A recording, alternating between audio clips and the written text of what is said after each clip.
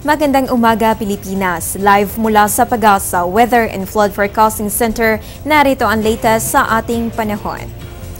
Ngayong Martes, dalawang weather system pa rin po ang umiiral sa ating bansa. Yan ang tail end of a cold front dito sa may Mindanao at ang northeast monsoon naman dito sa may buong Luzon. Sa mga susunod na oras, mga kababayan, asahan po na dito sa may northern Mindanao, Caraga, Central Visayas at mga probinsya ng Leyte at Negros Occidental ang maulap na kalangitan na may mahihina hanggang katamtamang pag-uulan. Dito naman sa Metro Manila at nalalabing bahagi ng Luzon, asahan naman natin ang isolated light rains. Ang natitirang bahagi po ng Visayas at Mindanao ay makakaranas ng fair weather condition maliban lamang sa isolated thunderstorms. More about the weather aming hatid makalipas lamang ang isang paalala.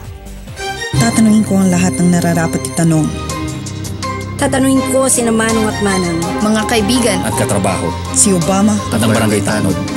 Tatanungin ko ang mga taong dapat tanungin para sa mga bagay na dapat ipaliwanag. Para sa bansang kailangan magtanong. Para sa kinabukasan ng ating bayan.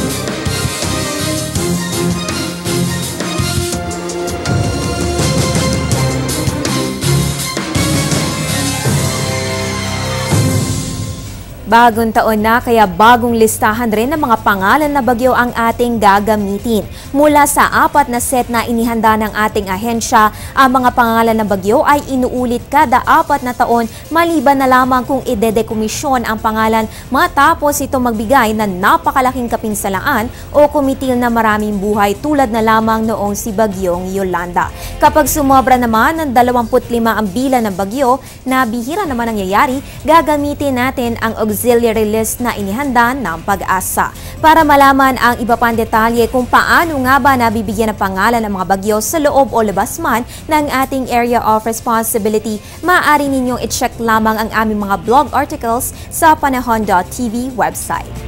At yan ang latest mula dito sa Pag-asa. Manatiling nakatutok sa ating weather conditions sa pamamagitan ng Panahon TV Facebook at Twitter accounts. Antabayan na rin ang aking susunod na update mamayang alas 10 ng umaga. Ang update na ito ay hatid sa inyo ng Panahon TV Express kung saan walang pinipiling panahon ang pagbibigay impormasyon. Ako po ang inyong weather girl April Enerio. Magandang umaga.